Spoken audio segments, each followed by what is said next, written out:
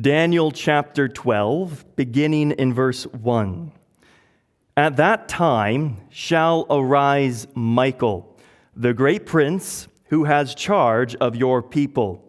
And there shall be a time of trouble, such as never has been since there was a nation till that time. But at that time your people shall be delivered, everyone whose name shall be found written in the book. We begin here in verse 1 at the last section of the vision that began back in chapter 10. You remember back in chapter 10 as Daniel was praying, fasting, and seeking the Lord. And really, you could say there was at least two visions, since the first part of chapter 10 describes a glorious vision of the pre-incarnate Christ, and then it goes into really a second vision where he is now having a message explained to him for what he was praying about, most likely the angel Gabriel, who has already visited him two other times within the book. Now, here it says, at that time. At what time? Well, at the time that we just left off in Daniel chapter 11. You remember that at the end of chapter 11, verses 40 through 45, was described a battle, a conflict with the Antichrist against three kings. Now, I don't know about you, but whenever I've read Daniel chapter 7, verse 24, which says, "As for the 10 horns, out of this kingdom 10 kings shall arise, and another shall arise after them. He shall be different from the former ones, and shall put down 3 kings." If you're like me, you have the question, well, when does he do that? When does the Antichrist, who comes up before 10 concurrent kings, take down 3 of them? I mean, that's a pretty significant event in the last days. And a lot of Bible scholars would look at Daniel chapter 11, verses 40 through 45, as the answer to that question, as he went down into Egypt and gained control over that region, and then also into Syria, Israel, and Mesopotamia. Israel being the glorious land, a fourth region, if you will. But Egypt, Syria, and Mesopotamia. However, as we discovered in those verses from last week, the territory of Edom, Moab, and the main part of the Ammonites will remain separate from the control of the Antichrist. Today, this territory is under Jordanian control. Now, this conflict that takes place at the end of chapter 11 most likely is in the lead up to the midpoint of the tribulation period. The midpoint of the tribulation period. It is possible that during this conflict where the Antichrist is battling these 3 kings, that he himself is mortally wounded. During the battle, he is mortally wounded. In Revelation chapter 13, we read, "One of its heads seemed to have a mortal wound, but its mortal wound was healed, and the whole earth marveled as they followed the beast." So in keeping with Satan's counterfeit reflection of the true God, we see a counterfeit death and resurrection. Its purpose is to deceive the world. I mean, you can just imagine the drama surrounding the Antichrist at this point. He's perhaps seen as the hero taking on these 3 rebellious kings, and he's victorious in battle over them, perhaps even on the front lines like Alexander the Great or a Napoleon Bonaparte. He wasn't on the front lines, but behind the lines, at least commanding his armies in the field. And at some point during this conflict, the Antichrist will be seemingly struck down, mortally wounded. The prophet Zechariah writes, "Woe to my worthless shepherd," speaking of the Antichrist, "who deserts the flock. May the sword strike his arm and his right eye. Let his arm be wholly withered, his right eye utterly blinded." And so during this conflict, the Antichrist is seemingly struck down, almost to the point of death. It would seem from Zechariah that the worthless shepherd, the Antichrist, would have his right eye struck, his arm struck, and left blinded. And so you have this picture of this guy with a mortal wound. It hits his arm, which becomes totally withered, and his right eye is blinded. He gets a patch, if you will. An eye patch. He looks like, I don't know, it depends if you want him to look like a pirate, but probably not. But he looks like a tough guy, like a Nick Fury if you are into Marvel comics or anything like that. Now the world will marvel, no pun intended, at the Antichrist because the mortal wound will be healed and they will follow the beast. And this leads us to the midpoint of the tribulation period, which is where we picked up in Daniel chapter 12, verse 1. At that time shall arise Michael, the great prince who has charge of your people. Now back in chapter 10, you remember when Daniel was seeking the Lord, and the answer from heaven was dispatched that very day, but the messenger was withstood for 21 days by the prince of the kingdom of Persia. That is until Michael, one of the chief princes, came to help him. We are given insight into the spiritual realm where there are these spiritual forces battling it out. And there is a prince of Persia, a evil force that was withstanding this messenger dispatched from heaven to deliver the message to Daniel. And that is until Michael, one of the chief princes, came to help him. It's just fascinating to begin to think about these spiritual forces. And my question is where is our chief prince, the chief prince of Canada? Where is he at? Because there are some things going on here that I wish you would take notice of. I'm not sure if we actually have a chief prince, but I'm sure there is an evil prince of Canada, seeing what is going on in our country today.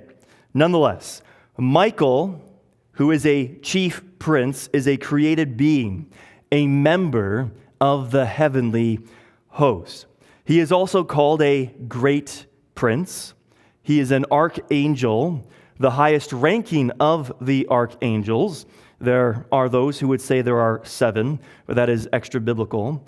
But he is definitely one of many chief princes. We see that he is engaged in spiritual conflict, and he is Israel's prince, having been given charge of Daniel's people. And there shall be a time of trouble, such as never has been since there was a nation till that time. Stop there for just a moment. Think about this for a second. What has gone on in the nation of Israel? Well, they had a civil war. They divided. Assyria came down in 722 and conquered the northern 10 tribes and took them away into captivity. And then in the south, just 100 and so years later, back in 605, 117 years or so after the fall of the north, Babylon comes up against Judah, the southern kingdom. And they are also defeated, and it happens with 3 different sieges, the last one being in 586, where they are taken away in great numbers to Babylon in captivity. They're taken away also into exile. And here, Daniel is told, and there shall be a time of trouble such as never has been since there was a nation. And so if you're looking at the history of Israel as a whole, both the assault from Assyria in the north and then Babylon from the east against Judah, that's just peanuts compared to what's coming down the pipe. That's pretty alarming, isn't it? When you consider what they'd already gone through, here the message to Daniel is there's going to be a time of trouble that's much worse for this nation to come. But at that time, your people shall be delivered. Beginning day 1 of the tribulation period, also known as Jacob's trouble, or the 70th seven of Daniel, from Daniel chapter 9, there will be 2 mysterious men who appear in the city of Jerusalem. In Revelation chapter 11, we read, "And I will grant authority to my 2 witnesses, and they will prophesy for 1,260 days, clothed in sackcloth. These are the 2 olive trees and the 2 lampstands that stand before the Lord of the earth. And if anyone would harm them, fire pours from their mouth and consumes their foes. If anyone would harm them, this is how he is doomed to be killed. They have the power to shut the sky, that no rain may fall during the days of their prophesying. And they have power over the waters to turn them into blood, and to strike the earth with every kind of plague as often as they desire. For 1,260 days, these two witnesses will be preaching the everlasting gospel in the streets of Jerusalem. Their ministry will result in the salvation of 144,000 Jews, 12,000 from each of the 12 tribes, who will most likely be the catalyst of a worldwide revival in the last days. When men try and silence the two witnesses, we read, fire pours from their mouth and consumes their foes. That would come in handy, I'm sure. They have the power to shut the sky, to cause famines, that no rain may fall during the days of their prophesying. And they have power over the waters to turn them into blood, and to strike the earth with every kind of plague as often as they desire. That's very fascinating to me. As often as these two men desire to bring a plague of any kind, of every kind, it says, they can do it. They can strike the earth as often as they like. It's fascinating, isn't it? And we're not told, and it's going to be, just 2 times that they'll do this, as often as they desire. Now, there are those who speculate who these two witnesses may be, and when you look at the different miracles that they'll be performing, it very closely resembles, it mirrors that of Moses and Elijah, very closely. And so people will speculate, saying that one of these two witnesses must be Elijah, because it does say that before Jesus returns, that Elijah will come, and there is no other personage within the book of Revelation where Elijah could perhaps fit in. And so they go, Elijah is a shoo-in for this. And so people argue for or against. And then the other one is debated. Some say it's Moses, others say it's Enoch. Truth be told, we don't know for sure about either of them if they are shoo-ins. But nonetheless, we do see that these men's ministries do parallel that of Moses and Elijah. Now, in my own mind, I do get a kick out of thinking about the Lord coming to Moses and asking him, hey, Moses, how would you like to go back? Where, Lord? Back where? How would you like to go back to Israel? And he just looks at the Lord and goes, those people?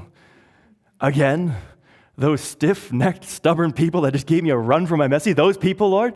And he goes, yeah, but this time, if anyone opposes you, you can pour fire out from your mouth. And Moses says, sign me up. Just send me back. This is going to be great. I could just, in my mind, I just get a kick out of that. Now, I don't know for sure. Don't quote me. Justin said it's going to be Moses for sure. I like to think that it could be. I mean, who else to turn the hearts of the fathers to the children back to the fathers? Who better than Moses, who represents the law, that great prophet of God, the deliverer who brought them out of Egypt into to the promised land. They didn't enter in by faith, but at least out of Egypt. And then also Elijah, one of the greatest prophets in the Old Testament, and just those two doing the Lord's work in the city of Jerusalem. I mean, that would just be pretty awesome. Now, they will be invincible for the entirety of the 1,260 days, for that first half of the tribulation period. And the inhabitants of the earth who are not convinced, they are not converted by their message, will hate these two men and their witness. Why? Well, today, if you were to share with someone the gospel, and you just shared with them, and they go, that's nice, Justin, but I don't really want to hear about it again. Or they can kind of shut you up, and you can't pour fire out of your mouth. I mean, it is what it is. They just walk away, you walk away, and that's it. Now imagine if you could call down a plague on their house. You didn't listen to me. No water. Your water, and the water you do have is now turned into blood. I mean, you're going to get their attention, right? And so during the 1,260 days, people will not be able to ignore the ministry of these two men. No matter what they do, they cannot ignore it. Why? Because they can call down plagues as often as they like. Pretty intense. Revelation chapter 11, verse 7 says, and when they have finished their testimony, The beast that rises from the bottomless pit will make war on them and conquer them and kill them. And their dead bodies will lie in the street of the great city that symbolically is called Sodom and Egypt, where their Lord was crucified. Quite the label to pin on the city of Jerusalem, which symbolically is called Sodom and Egypt. Very fascinating when you look at those two words in connection to the modern state of the city of Jerusalem.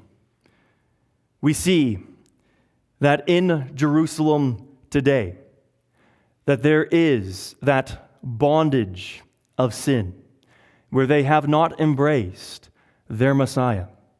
They have not been set free because they have rejected Jesus. And so they really are still stuck in Egypt. Now, the newer part of Jerusalem today, it's called New Jerusalem, not to be confused with New Jerusalem in the book of Revelation, but outside of the old city of Jerusalem, which is within the old walls, it is very modern. In fact, you would see just all the same things that you would see here as far as sin. Now, it's not as far gone as the city of Tel Aviv today, where they have the largest pride parade in the world. But the new city of Jerusalem, outside of those old city walls, which are really dominated by those four quarters, of the Christian quarter, the Jewish quarter, the Muslim quarter, and then the Armenian quarter, which is really a part of the Christian quarter. Outside of those quarters within the old city, the new city of Jerusalem really is just given over to sin like everything else. And so those two titles of Sodom and Egypt are very telling of what the last days will look like for the city of Jerusalem. And we know it's the city of Jerusalem because it says where their Lord was crucified. There is only one city on planet Earth that fits that description. Now, 1,260 days to the day when they have finished their testimony, the beast that rises from the bottomless pit will make war on them and conquer them and kill them. This occurs at the midpoint of the tribulation period. 1,260 days is exactly half of the final seven of Daniel's 70th seven. Each year of those 77s use the biblical year of 360 days. Now, just before this happens, we read in Revelation chapter 12, "Now war arose in heaven. Michael and his angels fighting against the dragon, and the dragon and his angels fought back. But he was defeated, and there was no longer any place for them in heaven. And the great dragon was thrown down, that ancient serpent, who is called the devil and Satan, the deceiver of the whole world. He was thrown down to the earth, and his angels were thrown down with him. And I heard a loud voice in heaven saying, 'Now the salvation and the power and the kingdom of our God and the authority of his Christ have come. For the accuser of our brothers has been thrown down, who accuses them day and night before our God. And they have conquered him by the blood of the Lamb and by the word of their testimony. For they love not their lives even unto death. Therefore rejoice, O heavens, and you who dwell in them. But woe to you, O earth and sea, for the devil has come down to you in great wrath, because he knows that his time is short." Satan is not the equal of God. He is a created being, just like Michael, the great prince. Satan right now is free to go wherever he wants. He is the accuser of the brethren. He accuses them day and night before the Lord. Satan is not his name. Satan means adversary, and here he is called the serpent, the dragon, the devil, and the deceiver. You remember in the book of Job, when the sons of God came to present themselves before the Lord, Satan also came among them. And the Lord said to Satan, "From where have you come?" And Satan answered the Lord and said, "From going to and fro, and the earth, and from walking up and down on it." And the Lord said to Satan, "Have you considered my servant Job? And there is none like him on the earth, a blameless and upright man, who fears God and turns away from evil." Then Satan answered the Lord and said, "Does Job fear God for no reason? Have you not put a hedge around him and his house, and all that he has on every side.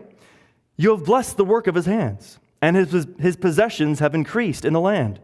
But stretch out your hand and touch all that he has, and he will curse you to your face. And the Lord said to Satan, Behold, all that he has is in your hand. Only against him do not stretch out your hand. And so Satan went out from the presence of the Lord, and he began to afflict Job, tackling his household first and all of his belongings. Now, we get this picture of Satan going before the Lord and making accusations.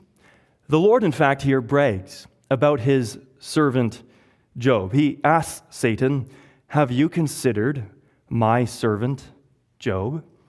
The word considered in the Hebrew is fascinating because it actually means, have you studied an enemy's fortification in order to take it down? That's what it means to consider. It's a military term to look and study a fortification, a defensive position, in order to bring it down. And this is what the Lord brags about Job to Satan. He says, Satan, have you considered how you might take down my servant Job? And he then says, there is none like him on earth. He's blameless. He's an upright man who fears God and turns away from evil. And Satan then begins to rail against Job. He knows that all those things are true about him, but then he accuses Job. He says, does Job fear you for no reason? If you were to take away that protection that you have placed around Job, then he would curse you to your face. And so the Lord takes Satan up on his challenge. And so it's very fascinating because Job didn't have chapter 1 of Job. He didn't have that insight to be able to read that, hey, the Lord actually knows me, sees me, and he's bragging actually about me to Satan. He knew none of that whatsoever. And I'm sure Job, when he got to heaven finally, and the Lord filled him in, and oh, wow, I had no idea that I was actually in the spotlight to defend your glory. Fascinating. Now, Satan is the accuser of the brethren. Day and night, he brings accusations against us, against you. Thank the Lord, we read in 1 John, my little children, I am writing these things to you so that you may not sin. But if anyone does sin, we have an advocate with the Father, Jesus Christ the righteous. Thank God that we have an advocate, that we have a defense lawyer on retainer before God the Father. And I am so thankful that it is free of charge to us. I don't think we could afford what Jesus would have to charge for his legal fees. He is obviously the best lawyer that there ever is and ever was. And he is our advocate. He is our defense attorney. And every time Satan makes an accusation against us, Jesus stands up and makes his defense on our behalf. He says, Father, they're one of mine. They have been washed, sanctified, and justified in my name and by the Holy Spirit. And God throws the case out, case dismissed. Says he was defeated, and there was no longer any place for them in heaven. Therefore rejoice, O heavens, and you who dwell in them. But woe to you, O earth and sea, for the devil has come down to you in great wrath, because he knows that his time is short. Satan and his angels will wage war on heaven, but Michael and his angels will fight against him, and Satan will be defeated, and he will be cast out of heaven for good. So today, Satan is before the throne of God making accusations against you. But one day in the future, when he comes with his angels to fight against Michael and his angels, he will be thrown out. He'll be cast out, never to enter into heaven again. And the Lord says, rejoice. Rejoice, O heavens, and those who dwell in them.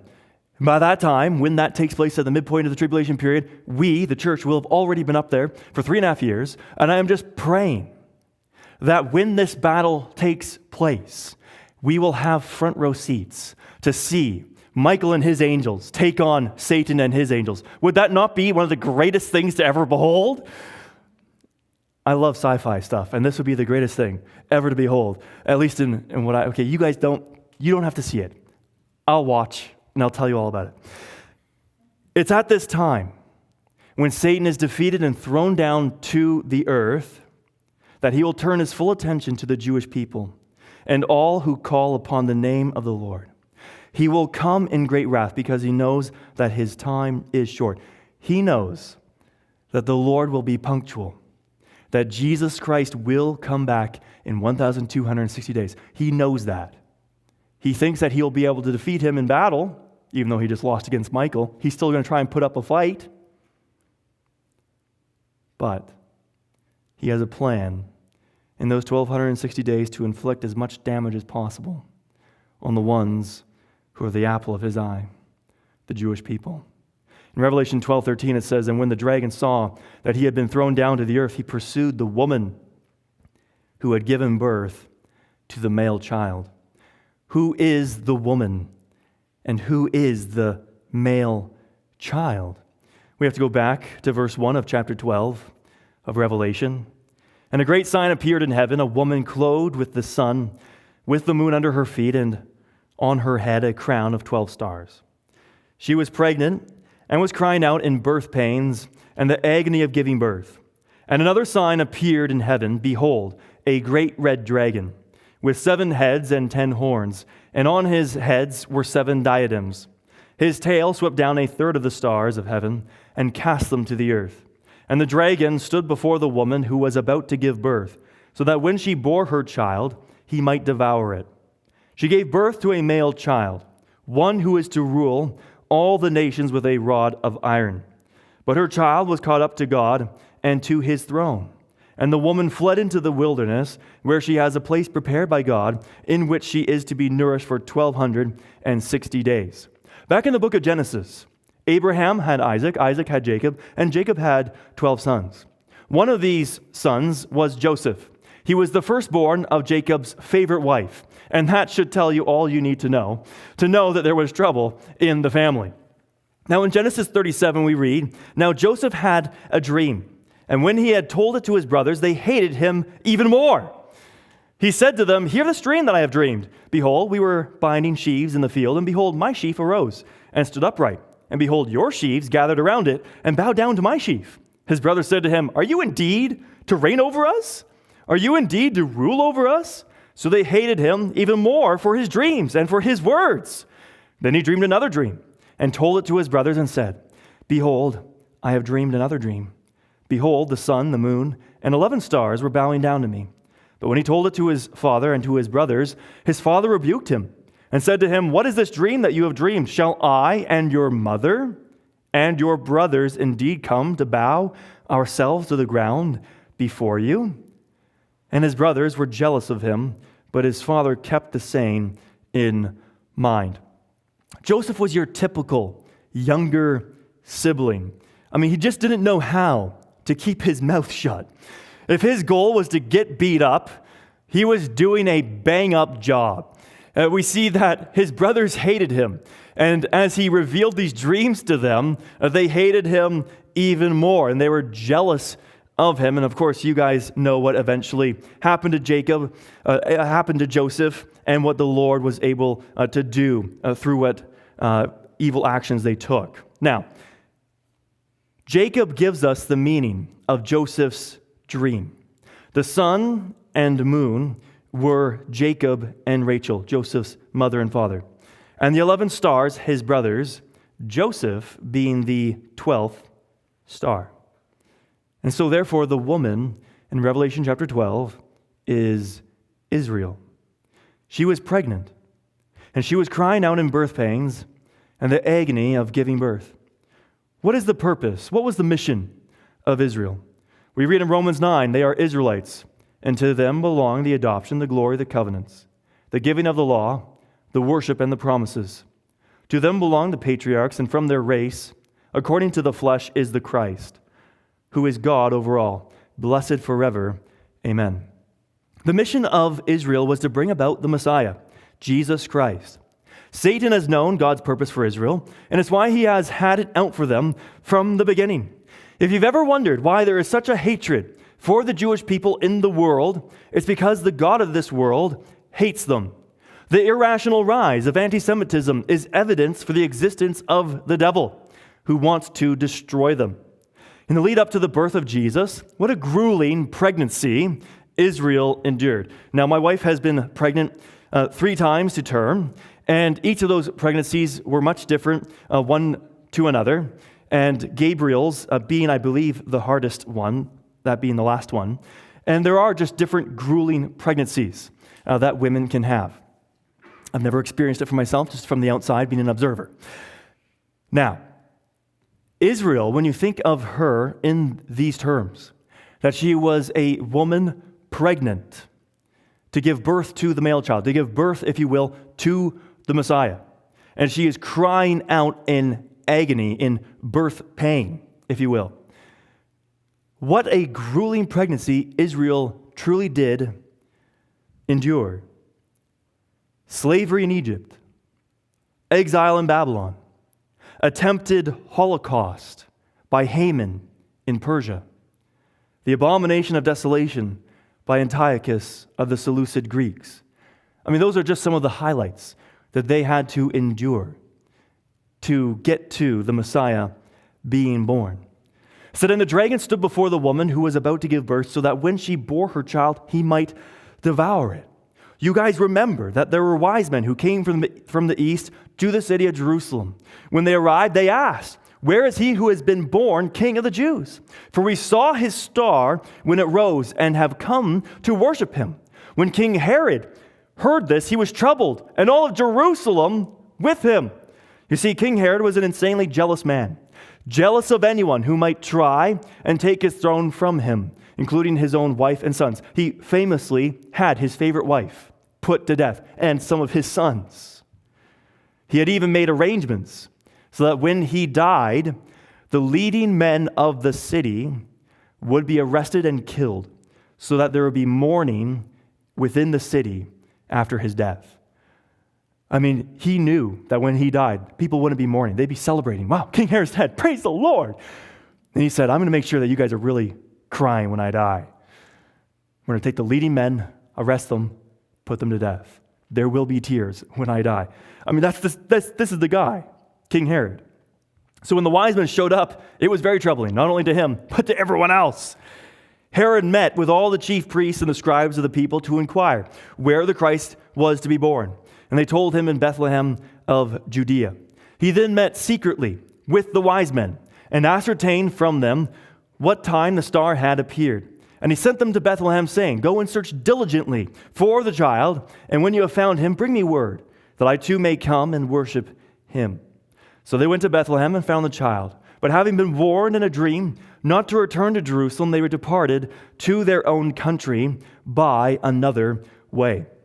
Then an angel of the Lord appeared to Joseph in a dream and said, "Rise, take the child and his mother, and flee to Egypt, and remain there until I tell you. For Herod is about to search for the child to destroy him." So they rose and fled. When Herod saw that he had been tricked by the wise men, he became furious, and he sent and killed all the male children in Bethlehem and in all that region who were 2 years old or under, according to the time that he ascertained from the wise men. We can see from the book of Revelation that the source of this attack was satanic. It was the dragon seeking to devour the male child. And that is the case of anti-Semitism today. When you want to know what the source of anti-Semitic rhetoric is, it is straight from the pit of hell. It is satanic in origin. It has not changed whatsoever. She gave birth to a male child who is to rule all the nations with a rod of iron. That, of course, comes out of Psalm chapter 2, which reads, "As for me, I have set my king on Zion, my holy hill. I will tell of the decree. The Lord said to me, 'You are my son. Today I have begotten you. Ask of me, and I will make you, and I will make the nations your heritage, and the ends of the earth your possession. You shall break them with a rod of iron, and dash them in pieces like a potter's vessel. but her child was caught up to God and to his throne. Jesus died on the cross in accordance with the Scriptures. He was buried, and he was raised on the third day in accordance with the Scriptures. After he rose, for 40 days he showed himself with infallible proofs to his disciples that he was indeed alive. And on the 40th day, he ascended into heaven and was seated at the right hand of God the Father. He ascended to the throne of his Father, the throne of God. And the woman fled into the wilderness, where she has a place prepared by God, in which she is to be nourished for 1260 days. When Satan is defeated by Michael in heaven, he will come to the earth in great wrath. This is at the midpoint. The Antichrist, who has received a mortal wound, will be miraculously healed, and the world will marvel and follow after him. He will then enter into Jerusalem by the activity of Satan, with all power, false signs and wonders, and with all wicked deception for those who are perishing. It's now that he is able to conquer the two witnesses and leave their bodies in the streets. People will begin to cheer and exchange gifts, for the two witnesses who had plagued the earth are now dead. Then the Antichrist will enter the temple, take his seat, and proclaim himself to be God. And that is where the Great Tribulation period begins, the latter half, the last half of the 1260 days. It says, "But at that time your people shall be delivered, everyone whose name shall be found written in the book." You remember when Jesus said, "So when you see the abomination of desolation spoken of by the prophet Daniel standing in the holy place, let the reader understand. Then let those who are in Judea flee to the mountains. Let the one who is on the rooftop, on the housetop, not go down to take what is in his house. And let the one who is in the field not turn back to take his cloak. And alas for women who are pregnant, and for those who are nursing infants in those days. Pray that your flight may not be in winter or on a Sabbath. For then there will be a great tribulation, such as not been from the beginning of the world until now, no, and never will be." So do you guys have a very clear picture now in your mind of the events surrounding the midpoint of the tribulation period? I hope you do, because it's just incredibly dramatic. You know, if you were to make this into a movie, it would be gripping, totally gripping. I mean, these two witnesses doing all the miraculous signs that they're doing for 1260 days, totally invincible. And then you see the Antichrist go to war against three kings. And during the battle, he is mortally wounded, his right arm withered, his right eye blinded. It looks as if he's died. And then he's miraculously brought back to life, seemingly. He's healed. And all the world's just, wow, this is incredible. And then in the spirit realm, you see Satan and his angels fighting against Michael and his angels, and he's defeated and cast down to the earth. At the same time, the Antichrist now rides into Jerusalem, goes into the rebuilt temple, takes a seat in the holy place, declares himself to be God. The two witnesses are slain in the street, dead. People begin to celebrate in the streets with satanic gifts, if you will, a satanic Christmas. And then it says, Jesus warns, he says, when you see the abomination of desolation, run for the hills. Take off running. I mean, that is dramatic, isn't it? Just an incredible amount of stuff happening. And as they run, they will flee to the wilderness of Jordan, to perhaps either Petra or Bozrah, where the Antichrist does not have control. You remember that he will not have control over that area now controlled by the Jordanians. So they will flee there, and they will be protected, nourished for 1260 days. That is the remaining portion of the tribulation period. Verse 2. "And many of those who sleep in the dust of the earth shall awake, some to everlasting life, and some to shame and everlasting contempt." Here we read of two resurrections, one of the righteous and one of the wicked. The righteous to everlasting life, and the wicked to shame and everlasting contempt. Both are eternal in nature, but they are separated by 1,000 years. Just like with other prophecies that are paired together, sometimes even in the same sentence. They don't always occur simultaneously or in quick succession. And after having gone through the book of Daniel and studying some of those examples, you can perhaps see that. When Jesus returns to the earth at his second coming with the church behind him, the Old Testament saints and the martyred tribulation saints will be resurrected. The nations will be gathered together and brought into the valley of decision, also known as the valley of Jehoshaphat. And Jesus will separate them like a shepherd, separating the sheep from the goats. The goats will be cast into Hades to await final judgment with the rest of the wicked dead, and at the great white throne judgment, following the millennial kingdom. This is the resurrection of the wicked to everlasting shame and contempt.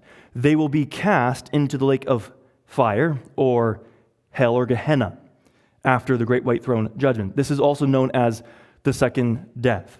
So, just to make it as clear as possible, when Jesus returns, at that time, the Old Testament saints will be resurrected. The martyred tribulation saints will also be resurrected. All of the nations will be gathered together to be separated, the sheep from the goats, the sheep being the righteous and the goats being the wicked. The wicked will be cast into Hades to await final judgment 1,000 years from then at the great white throne judgment. The sheep, those Gentile believers, will be welcomed in to the kingdom. Now, we don't read of a judgment of Israel at the time of Jesus' second coming, of a separation of the sheep from the goats. Why? Because Israel at that time will have totally been saved, according to Zechariah chapter 13, verses 8 and 9, and Romans chapter 11. So there is no separation of sheep and goats within the nation of Israel. However, Jesus told his disciples that they would sit upon 12 thrones and judge the 12 tribes of Israel. It is at that time that the Old Testament saints, as well as those saints who are alive from Israel, who are welcomed in, will be judged and given their rewards. In case you've ever wondered, when do these things happen? That is when. It's after the second coming of Jesus Christ. Verse 3. And those who are wise shall shine like the brightness of the sky above, and those who turn many to righteousness, like the stars forever and ever. Who here has ever been to Hollywood Boulevard? Anyone? It's not much to see. If you've been there, you've been there. I mean, Hollywood Boulevard, that's where all those stars are on the ground. You guys know what I'm talking about, right? All the different stars of... You guys don't know what that is? That's okay. You're protected. You're winning. You're protected. That's good. Well, in Hollywood Boulevard, they have these sidewalks, and all these movie stars or famous people, they have a star on the ground with their name written in it. I remember going there and taking a look and trying to find, different people who had their names and their stars on the ground. And I mean, I guess that's a cool thing. It's a nice achievement to have for some of these folks. I mean, it's just not much to look at. When you're there, you're like, oh, okay, right on, moving on. Now, there is this desire in the hearts of many to want to be a star, be it a movie star, social media star, sports star, political star, whatever kind of star you can think of, someone wants to be. Someone who is in the spotlight. Someone who shines brighter than all the rest. Someone who has notoriety, fame. And there are people who have reached stardom, and sometimes it's a quick burn, sometimes it's a longer lasting burn, but they all eventually fade. It all eventually comes to an end. They only last for a moment in time, since our lives are but a vapor, a blip on the radar. If you've ever gone to a fireworks show on the 1st of July, you know exactly what this is like. As you go, no matter how many fireworks are shot up into the sky, they all vanish very quickly. Even the biggest of fireworks, as it shoots up into the sky, makes a big explosion, and you see all the brilliant light, and it shines, and sparkles, and then there's a big bang, and wow. But as soon as it's happened, it's already fading away. I mean, there's smoke, and then it's being blown away by the wind. There's not a trace left. And that is the fame of stardom in this world now. And people live their entire lives just to be like a firework shot into the sky, there for a moment, and wow, everyone looks, and then gone. In fact, there are stars, movie stars today, who have had a one-hit wonder, and you see them later on, and you're like, oh, I didn't even know you were alive.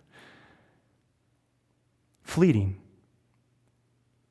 But not so here in verse 3. It says, those who are wise shall shine like the brightness of the sky above. The wisdom of this world does not understand the wisdom of God. For the foolishness of God is wiser than men. When a person hears the word of truth, the gospel of salvation, and believes in Jesus Christ and is saved, that is the wisest thing anyone could ever do. To abandon human wisdom and trust in God's wisdom, in His plan of salvation. Daniel is told, you will shine like the brightness of the sky above. There's a glorious hymn, Amazing Grace, with those words, when we've been there 10,000 years, bright shining as the sun. We've no less days to sing God's praise than when we'd first begun. In the second half, it says, and those who turn many to righteousness, like the stars forever and ever. God is a rewarder of those who serve Him and do so faithfully. Whenever you sow or reap, so long as you're faithful, God will reward your labor. And I am so thankful that He does reward us based on our labor and not on commission. For many of us, labor and we never see results. Now, there is a blessing here in the book of Daniel recorded for us. The blessing for those who turn many to righteousness. I like to think of this as a bonus and a further motivation to share the gospel with people. Those who turn many to righteousness, like the stars forever and ever. Sometimes I look at the way we share our faith, and we have no urgency. There's no real persuasion to our evangelism. Perhaps it's because we don't want to be too persuasive. Have you ever been around someone or been told we don't want to be too persuasive? Don't be too winsome. Why? Because you might make a false believer, a false convert, if you're too persuasive. And I've heard that from people before. You just need to be kind of like chill. Just put it out there and don't be too persuasive. You don't want to make a false convert. And that is the most foolish thing I've ever heard. Just totally moronic.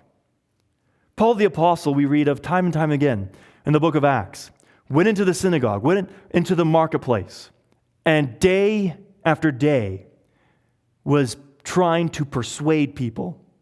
And I believe he was trying to do so winsomely, to the best of his ability, to try and persuade someone, to be winsome.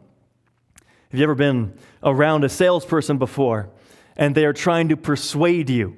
I mean, sometimes it can come off kind of greasy. But if they have a good product, and you're like, it's not hard to sell a good product. If it's not a scam and they're trying to sell you on something, maybe for your health, you're like, hey, that's actually pretty good. I remember this one time, me and a friend of mine, we went to a health store together, and I was just with him for moral support, also because he was my ride home. And we were there in this health food store, and this old man came up to us, and he was actually in his 80s, but I wouldn't have guessed he was a day over 60. And we just got talking with him. We're like, oh, yeah, he started asking us, and what do you do, for work? And we're like, oh, this is what we do. And do you guys drink coffee? And we're like, we look at each other, and we're like, yeah, like all day. Then he goes, I can tell. We're like, what, you can tell? And he's like asking us to stick on our hands. He's looking at her. He's like, oh, and this and this, this. And we're both looking at each other like, we have to give up coffee. He's like, and you got to drink X amount of water. We're like, we got to start drinking water. And me and him, we both called our wives. When we got back out, we were like, we got to start doing this. We got to start taking supplements. And we're like, we're going to give up coffee. And for the next week, me and him were both off coffee and drinking water like madmen, trying to drink as much water as this guy told us to drink. But it wasn't a hard sell. Now, I've gone back to coffee because I love coffee. But when you're trying to sell something that's good, it's a good product. it's easy to be persuasive. Folks, I hate to call salvation a product, but guess what? When you tell someone that, hey, you're dead in your sins, but guess what? There's a Savior who came and lived a life you couldn't live.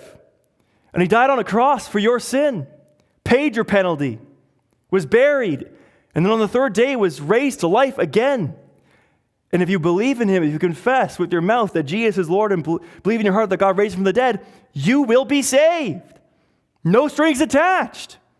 And the benefit plan is amazing. Eternal life, friendship with God, a new heaven, a new earth, a creation with nothing bad in it. I mean, that's an incredible sales pitch. Think about it. I hate to say it's a product, because it's not. But when you are persuasive, it's not hard to be persuasive with a good product, if you will. Hope you guys are catching my drift here. I mean, that's the greatest news ever. And sometimes I think we undersell how great it is. We undersell it as if it's too good to be true. And I think if we undersell just how great it is, maybe that's part of the reason why people can write it off. It's because we're not as sold down as we should be. We are true believers, but we're not proclaiming it like we are. And when you run into someone who's just sold out for a sports team or for whatever it is, and they begin to really sell it on you. Oh, what you got to follow the Maple Leafs. Not this season, but you just got to follow them. You're going to miss out, man. Or the Blue Jays, their run to the World Series last year. You're missing out. You got to do it. It's on at 7 o'clock. You can come over to my house. Super Bowl Sunday's coming up. You got to see it. But then when it comes to church, when it comes to the gospel, no worries. We undersell it. It's the greatest news there is. And for those who turn many to righteousness, like the stars forever and ever, the Olympics are coming up, and there are hockey players from the NHL going, all the stars. Everyone's super excited about it. The best on best hockey. The stars. God has his own stars. Are you one of them? God has his own stars. Those who share the gospel, those are God's all-stars. Verse 4. But you, Daniel, shut up the words and seal the book until the time of the end. Many shall run to and fro, and knowledge shall increase. When Daniel sealed up the words of this book that we've now been studying for a number of months, it was the year 536 BC, more than 2,500 years ago. Much of the book then was still prophetic. But as we've been studying it just recently, much of the book is historic. Folks, we're living in the last days, the time of the end. Knowledge has increased, knowledge of prophecy. We have a much clearer understanding of Bible prophecy now, which in and of itself is a fulfillment of Bible prophecy. It continues, Then I, Daniel, looked, and behold, 2 others stood, one on this bank of the stream and one on that bank of the stream. And someone said to the man clothed in linen, who was above the waters of the stream, How long shall it be till the end of these wonders? And I heard the man clothed in linen, who was above the waters of the stream. He raised his right hand and his left hand toward heaven, and swore by him who lives forever that it would be for a time, times and a half a time. And that when the shattering of the power of the holy people comes to an end, all these things would be finished. Notice it's not Daniel who asked the question, but it would appear that these heavenly messengers could see the question in Daniel's eyes. Have you ever been talking with someone before and you could just see it on their face? They had a question. Even though you had been moving along in the conversation, they were still hung up on something that you said before. And so it would seem that these heavenly messengers, they asked the question that was on Daniel's mind. Daniel was still stuck on what was going to take place during the tribulation period. He was still stuck on the abomination of desolation. He's still stuck there. He's going, my, oh my, the shattering of my people, the breaking of the saints of God. They're being handed over. Remember back to Daniel chapter 8. And him giving a vision of what was going to happen under Antiochus IV. And what's going to come under the Antichrist is much worse, 10 times worse than what happened under Antiochus. And after Daniel received that vision in Daniel chapter 8, it says that he was sick for many days. And so here he's just got it written all over his face. He's just worried. And so they ask the question, how long shall it be till the end of these wonders? And the response is a time, times, and half a time. And that when the shattering of the power of the holy people comes to an end, all these things would be finished. What does this mean? That at the end of this horrific period for Israel, all their self-sufficiency laid to ruin, it is then that the end will come, that the transgression will be finished, sin put to an end, and iniquity atoned for, to bring in everlasting righteousness, to seal both vision and prophet, and to anoint a most holy place. All of these things, these 6 objectives from Daniel chapter 9, will be completed at the time of the second coming of Christ. For he will not return until the Jews cry out, "Blessed is he who comes in the name of the Lord." It will take the great tribulation period to break them completely of their power and their rebellion. What a blessing to know that the church will not enter into this period of time, that we will be kept from the entire hour of trial. Revelation 3:10, "Because you have kept my word about patient endurance, I will keep you from the hour of trial that is coming on the whole world, to try those who dwell on the earth." Jesus didn't say to the church, "I will keep you through the hour of trial." He says, "I will keep you from the hour of trial." Also notice that he is not keeping us from the trial, but from the time of the trial. I will keep you from the hour of trial that is coming on the whole world. Therefore, we know that the church will not enter even a moment of the time of the trial. Jesus will come for his church before the tribulation period. Now, verse 8 to the end. "I heard, but I did not understand. Then I said, 'O my Lord, what shall be the outcome of these things?' He said, 'Go your way, Daniel, for the words are shut up and sealed until the time of the end. Many shall purify themselves and make themselves white and be refined, but the wicked shall act wickedly. And none of the wicked shall understand, but those who are wise shall understand. And from the time that the regular burnt offering is taken away, and the abomination that makes desolate is set up, there shall be 1,290 days. Blessed is he who waits and arrives at the 1,335th day. But go on your way till the end, and you shall rest and shall stand in your allotted place at the end of the days." Again, it is expected that in the last days, knowledge and understanding of Bible prophecy will increase. The tribulation period, start to finish, will be 2,520 days, with the latter half of 1,260 being the Great Tribulation period. In the United States, there's a lot of talk about a president's first 100 days, and we see something similar here. Jesus will have 75 days between his return and the beginning of his millennial kingdom. During this time, the Antichrist and the false prophet will be cast alive into the lake of fire. Satan will be bound in the abyss. There will be the judgment of the nations, that is, the sheep and the goats being separated one from another. The resurrection of the Old Testament saints, the resurrection of the tribulation saints will occur. The cleansing of Jerusalem and the temple, as we see here, the abomination of desolation, that begins at the midpoint of the tribulation period, actually will extend 30 days past Jesus' return, from 1,260 to 1,290 days. Now you see that there. And so after the 1,290 days, it will be cleansed.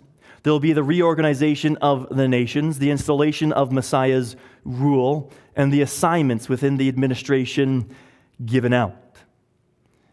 And we are told, but go your way till the end, and you shall rest and shall stand in your allotted place at the end of the days. So fascinating to think that one day, as the reign of Jesus Christ is about to begin, that the prophet Daniel will be standing there in his allotted place at the end of the days. And guess what? So will we. Shall we pray?